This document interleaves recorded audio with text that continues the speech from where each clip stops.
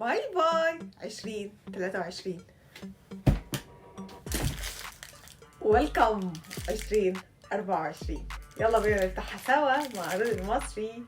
كل سنة وانتم طيبين وهابي نيو يير عليكم يا حلوين. النهاردة 1/1/2024 أول يوم في السنة. حبيت أقول لكم كل سنة وانتم طيبين وأعمل معاكم ريفيو سريع عن أجندة السنة الجديدة اللي أنا جبتها من سبيس. طبعا انتوا عارفين ان أنا بحب سبيس وأنا من عشاق ماركة سبيس جدا. معرفش ليه، مع ان مثلا السنة دي برضو كانت من أصعب السنين عليا، بس برضو ستيل بحب سبيس، بتفائل بسبيس جدا جدا جدا. السنة اللي جبت فيها مفكرة كانت من اصعب السنين اللي مرت عليا، مع ان برضو السنه دي كانت اصعب السنين برضو، بس الحمد لله عدت على خير. وفي اخر السنه حصل كرم من ربنا محدش كان يحلم بيه بفضله ونعمته، الحمد لله. فكل سنه وانتم طيبين وهابي نيو يير عليكم. مش هدور عليكم، يلا بقى بينا نشوف الاجنده الجديده وشكلها عامل ايه والديزاينز عامله ايه. الاجنده الجديده يا جماعه، بص الشكل ده اللي انا اخترته. انا اخترت الاجنده، ما جبتش البوكس بتاعها. بحس البوكس اوفر يعني وعلى سعره، فبجيب الاجنده بس. الديزاين اللي انا اخترته ديزاين شكله ايه، اللي هو ينطبق عليه الايه بتاعه سيدنا موسى وهو والصبي، اللي هو لن ابرح حتى ابلغ مجمع البحرين. فانا هنا فعلا اخترت الديزاين ده من اكتر الديزاينز اللي عاجبني في النوت بوك بتاعه 2024 من شركه مفكره. ده ان هو الطموح، السعي، ان انا ان شاء الله هوصل. لن ابرح حتى ابلغ مجمع البحرين بامر الله. لن ابرح، مش هكن، مش هسكت مهما احبطت مهما يأست، هكمل في طريقي بامر الله. واللي ما حققتوش في 23 باذنك يا رب احققه في 24 واكتر واكتر منه كمان. فيلا نبدا بقى نشوف الشكل عامل ازاي. واو واو واو واو واو. Start your year. واو واو واو واو. Hello to my agenda. اوكي، هنا بقى الجولز بقى. واو، جولز في كل حاجه. الجولز دي بقى عايزه لها فيديو لوحده يا جماعه. ده الجولز دي عايزه لها فيديو لوحده. ده الموفيز، طبعا ما فيش وقت للموفيز بس بنروح سينما يعني ايه كنوع من انواع الترفيه. هنا وير. الوير دي بقى يعني كل سنه بصراحه، كل سنه بكتب الوير بس ما بتتحققش. بس السنه دي ان شاء الله اخدت اول ستيب ورحت عملت تجديد للباسبور بتاعي، وان شاء الله ناويه بامر الله اول وجهه هتكون في 2024 الى الكعبه، بيت ربنا بامر الله. نفسي مشتاقه جدا جدا جدا جدا يعني، حتى لو ما عملتش في 2024 غير ان انا اروح عمره، فان شاء الله دي اهم حاجه اعملها في 2024. محتاجاها قوي. انا اخر عمره عملتها يا جماعه كانت في 2014، ف10 سنين كتير قوي قوي يا جماعه، 10 سنين كتير يعني. العمره عايزين نتغسل من جوه زي ما نقوله كده. فدي بامر الله تبقى اول وجهه، واتمنى ان شاء الله تاني وجهه تبقى تركيا. دعواتكم. هنا بقى دي ورك اوت بقى، الرياضه بتاعتهم. انا في الرياضه ما بروحش الجيم، انا بلعب لعبه سكواش ليا يومين في الاسبوع. بروح بلعب سكواش، بتمرن سكواش، بقعد 3 ساعات بلعب. بص بطلع كل الطاقه وطلع كل الانرجي، وباجي بقى ايه عامله ريفرش يا جماعه. بصراحه السكواش من اكتر الحاجات اللي انا طلعت بيها من 2023، ان انا اتعلمت رياضه السكواش ودلوقتي بلعب ماتشات يا جماعه. باركولي والله بلعب ماتشات وببقى متحمسه جدا لما بكسب. دي البوكس. البوكس اثرنا في حقها جامد جدا.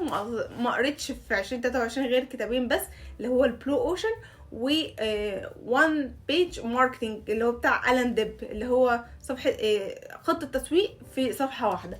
دول اللي انا اسفه يعني ان انا قصرت في حقهم، بس ان شاء الله اوعدكم نحقق انجاز عظيم بامر الله في 2024. دعواتكم باذن الله. هنا دول بقى البيرث داي والميوزك. طبعا الميوزك بنجيبها من انغامي او سبوتيفاي فمش هنكتبها. التراكر، الهابت تراكر ده بقى من اعظم الحاجات اللي سبيس بتعملها حرفيا. الهابت تراكر لكل شهر. بصوا يا جماعه انا بعمل ايه بقى. باجي كل اول شهر، طبعا في فيديو عن الهابت والجولز وكده، بس انا بوديكوا ايه ملخص سريع. انا بعمل ايه، باجي مثلا في شهر جانيوري واقول هحط هابت تراكر مثلا ان انا اصلي كل الصلوات في اوقاتها.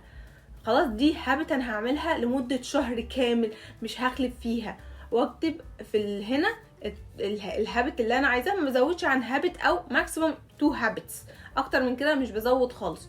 واكتب وافضل اعلم اعلم اعلم اعلم اعلم، واجي اخر الشهر لو لقيت ان انا توتالي معلمه بنسبه 90% العاده ثبتت، وباجي كمان اكافئ نفسي واجي بقى على الشهر اللي بعده بخلي العاده دي برده واحط عاده جديده عشان العاده تبقى دخلت في شهرين وعملت عاده جديده، وتفضل هكذا هكذا لحد لما العاده تبقى تتحول ان هي فعلا عاده وتعملها من غير اي تفكير، من غير اي ما حد يوقف وراك بالكرباج كده.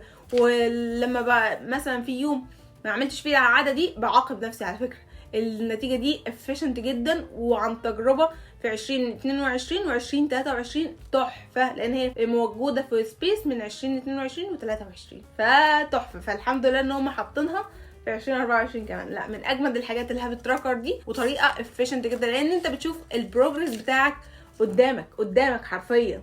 فواو اميزنج، انا قدرت اعمل وقدرت اكون ملتزم وقدرت ابني الهابت دي. ايه الحلاوه دي؟ لا انا اقدر اعمل اي حاجه. فبنبدا بالبسيط فالاصعب لان انت البسيط بيديك ايه موتيفيشن ان انت تكمل. واو انت تقدر، بجد انت تقدر. احنا دايما بنستقل من نفسنا والله. هنا بقى بيقول لك التايم دي مثلا ايه؟ where when why.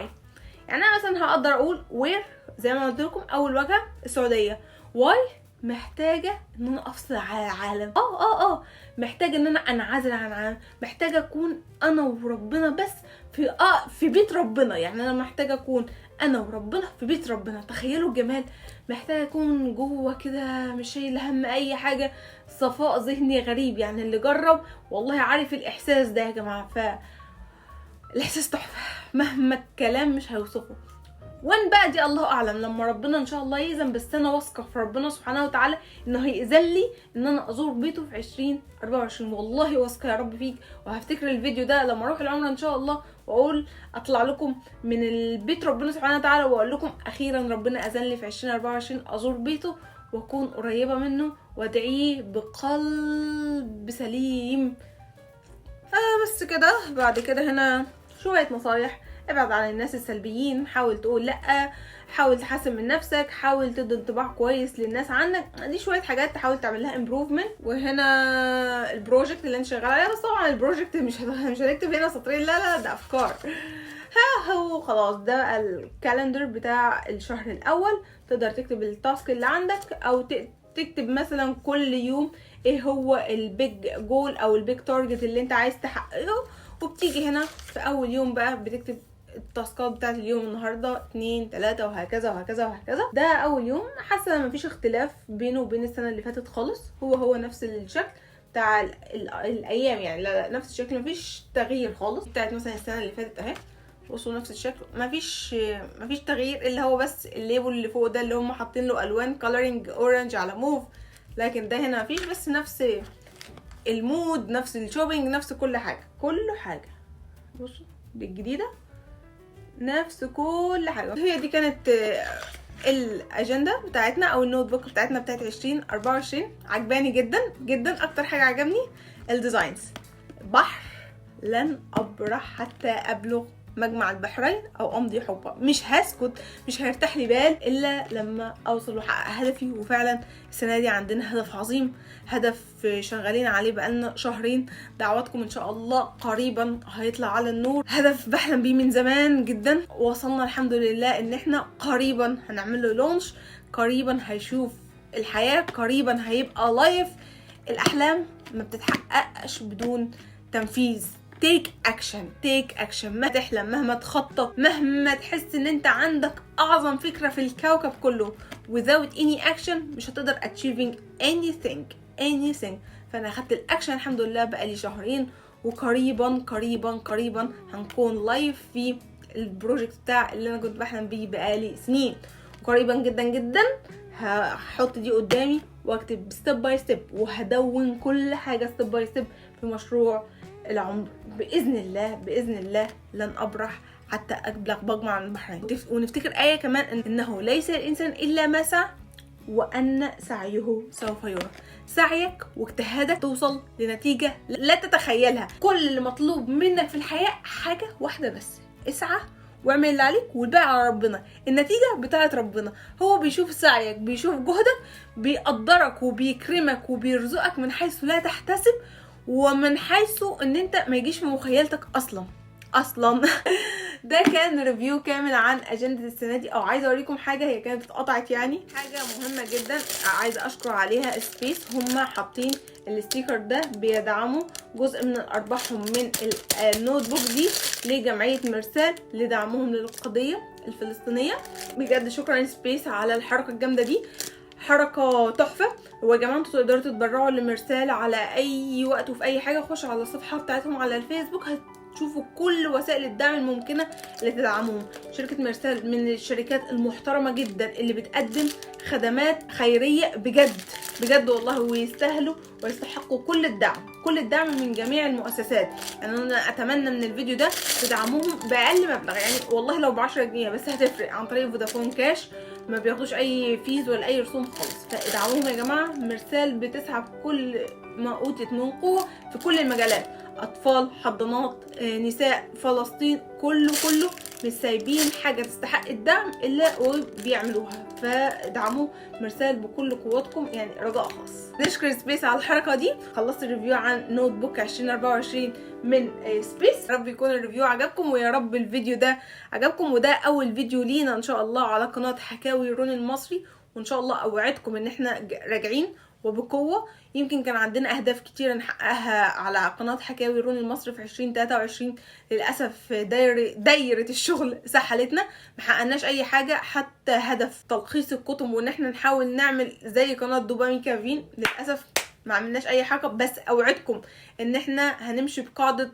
قليل دائم خير من كثير منقطع. يعني ايه؟ يعني هنمشي بمبدأ السلحفة بتوصل عن الارنب. يعني مش هنحط خطط كبيرة ونعمل 3-4 فيديوهات في الاسبوع لا، احنا نعمل 1 فيديو بير ويك. هو ويكلي فيديو هينزل ان شاء الله، لسه محددناش هيكون يوم خميس او جمعة. هنعمل فوتنج وانتوا تردوا علينا، بس ان شاء الله هنكون معاكم كل اسبوع بفيديو جديد، ونقول لكم حكاية جديدة او موقف جديد اتعلمنا منه، عشان انتوا كمان تحاولوا تتعلموا منه وتشوفوا هل اتصرفنا في الموقف ده بطريقة صح ولا غلط. فان شاء الله اوعدكم بكونتنت محترم جدا ومتعوب عليه جدا الفترة الجاية، وهنمشي بمبدأ قليل دائم خير من كثير منقطع. دعواتكم ان شاء الله، واشوفكم ان شاء الله في اول فيديو على قناة حكاوي رون المصري في 2024 قريبا. ومتنسوش بقى تدعمونا باللايك والاشتراك في القناه وتفعلوا الجرس عشان اول ما ننزل اول فيديو جديد، لان هو فيديو مهم جدا ازاي تخطط للسنه الجديده بابسط واقل طريقه ممكنه. مش هنستعمل تولز كتير، نوشن، لا معرفش ايه، لا بابسط طريقه هنحدد اهدافنا ونحط البلان وهنعمل ايه، نتوكل على الله وناخد بالاسباب. بس كده، ده كان فيديو النهارده. اشكركم جدا واشوفكم فيديو جديد مع رون المصري على حكاوي رون المصري. يلا باي باي.